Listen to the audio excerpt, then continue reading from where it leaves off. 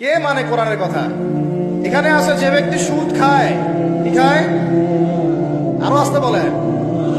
যে ব্যক্তি সুদ খায় সে যেন আল্লাহর সাথে যুদ্ধ করে, নবীর সাথে যুদ্ধ করে।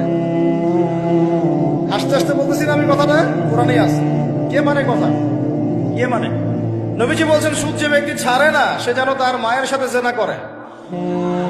এগুলো এখন কে কাকে মাস করবেন? এগুলা কে শুনবে এই কথা? সুদী এনজিওর সয়লাব দেশ ভরে, তারপরে এমন কোন গ্রাম নাই, এমন কোন শহর নাই, এমন কোন ব্যাংকিং সিস্টেম নাই যেখানে সুদ নাই। নবীজি বলছেন আমি সুদের সাথে সম্পৃক্ত 4 শ্রেণীর মানুষকে অভিশাপ দিয়ে গেলাম। নাউজুবিল্লাহ। আমাকে বুঝান তো, নবীর অভিশাপ নিয়ে কেউ জান্নাতে যাবে? হ্যাঁ, নবী কাউকে সাল্লাল্লাহু আলাইহি ওয়াসাল্লাম যদি কাউকে অভিশাপ দেন ও জান্নাতে যেতে পারবে? এত সহজ। নবীজি বলছেন যে সুদ খায় আমি তাকে অভিশাপ দিলাম, যে সুদ দেয় আমি তাকে অভিশাপ দিচ্ছি। যে সুদ খায়ও না দেয়ও না কিন্তু সাক্ষী থাকে, কি থাকে, আমি তাকে অভিশাপ দিচ্ছি। আর যে ব্যক্তি সাক্ষীও থাকে না কিন্তু লিখে রাখে আমি তাকেও।